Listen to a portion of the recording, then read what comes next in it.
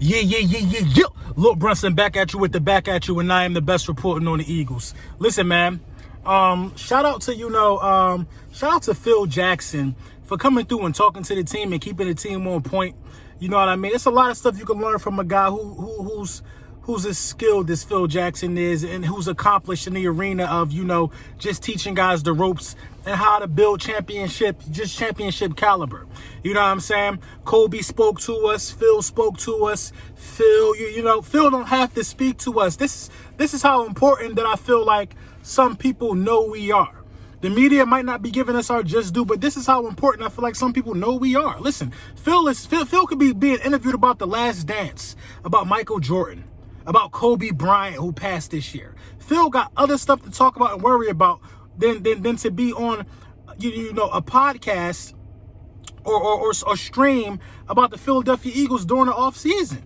You know what I mean? So, I hope Doug Peterson is listening to Phil. I hope our front office is listening to Phil. I hope the execs are doing with what they need to be doing. Just understanding that, guys like Phil Jackson and the knowledge that they possess just don't come every day. That was a great opportunity for them, man. You know what I mean? And, which brings me to my next point. I'm very, very proud of Will Parks, man. You know what I mean? The safety we picked up in this offseason, when the offseason began, former Denver Bronco. You know what I mean? I'm just proud of Will Parks, man. Will Parks definitely, took matters into his own hands and worked out with Rodney McLeod and Malcolm Jenkins. Yes, Malcolm Jenkins is still in Philly. Yes, Malcolm Jenkins is still trying to pass the torch even though he's not there. That's big of Malcolm Jenkins, man. Malcolm Jenkins will always and forever be a Philadelphia Eagle. Malcolm Jenkins did more for the Philadelphia Eagles than any other team he played for the community. Malcolm Jenkins, we had so much respect for Malcolm Jenkins. I hope Malcolm Jenkins continues to do his great philanthropy out there with the New Orleans Saints. Malcolm Jenkins is just one of those dudes. But Will Parks actually took notes during this meeting. Will Parks actually, was learning from the GOAT, Malcolm Jenkins, and Rodney McLeod. You know what I'm saying? Will Parks, I feel like, is next up. If Will Parks comes into this, first of all, Will Parks has been working out with reckless abandon during this whole pandemic. Will Parks is a Philadelphia native. It's a lot riding on this for Will Parks. I think that Will Parks is going to rise to the occasion. I think that Will Parks is ready for this moment.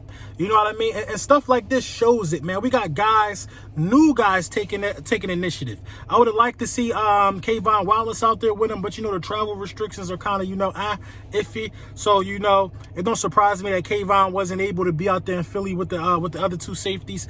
But, this is huge. This is huge, man. This is groundbreaking, in my opinion, man. Guys are still out there trying to do the work and trying to put the work in, man. Deshaun Jackson, you see the videos of D-Jax out there still working and balling. You see Miles Sanders out there working and balling. You know what I mean? Listen, man, I'm pretty sure everybody in the league is still getting their work in, but I like to see what my Philadelphia Eagles are doing it. You know what I'm saying? And I feel really good about stuff that I'm seeing and stuff that I'm hearing from our new additions this offseason. You know what I'm saying? So let's talk a little bit about, this rumor going on that Dak Prescott turned down a $175 million deal to be the highest paid quarterback in league history. I'm not going to sit here and say he's dumb for not taking the money or nothing like that. Y'all know how I feel. I feel as though he an 18-5 guy. I feel like he 18-5 a year, 19 a year, 22 a year, something like that for Dak Prescott. You know what I'm saying? This is what I don't understand. I don't understand him not taking the contract. Because listen, how is Dak resetting the market for Lamar Jackson and Patrick Mahomes? How is this possible? Had Dak Prescott taken that contract, the fact that that contract was put on the table, it's going to be trouble trying to sign Patrick Mahomes, Deshaun Watson, and Lamar Jackson. I'm telling you, man, it's going to be trouble trying to do it.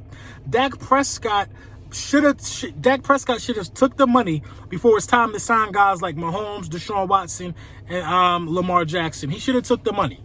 You know what I'm saying? I don't see Lamar getting picked up on his second year. I mean, actually, last year was Lamar's second year. I don't know, man. It's going to be hard trying to say you deserve the amount of money that those guys deserve. Lamar with an MVP. You know what I'm saying? Patrick Mahomes with an MVP and a Super Bowl win and a Super Bowl MVP. Come on now. Deshaun Watson with just all the things that he is as a football player. Dak should have took that bread. You know what I mean? And And if you are a Philadelphia Eagles fan, you wanted them to take the bread. That would have crippled and handcuffed Dallas. Oh, my God. They wouldn't have been able to do anything on the defensive side of the ball. They would have had to go cheap on defense for like 4 straight years. And you know what I mean? Him turning down the money is just, he's being led wrong. He's being led wrong. He's being led astray. You don't turn down no money like that. They got an ace in the hole and they still tried to pay you. You know what I'm saying? And you know, a lot of people are sending me these top 10 lists from, you know, just pointless sources. If you cannot sit here and say Carson Wentz not a top 10 quarterback and I'm going to take you serious. Everything don't need to be taken serious. It don't, Eagles Nation. We got to be mindful of that. Some guys are just out here just talking just to talk. They making lists to get a reaction out of us.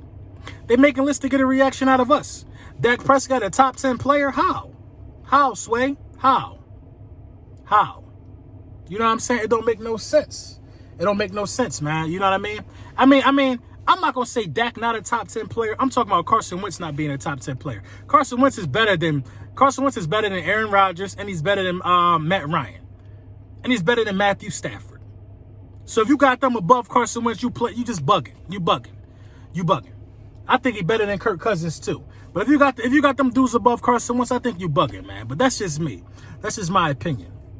But you know, I'm excited to see what this season holds because I feel like the preparation is different. I feel like the hunger is different. I feel like Carson Wentz knows he's been disrespected.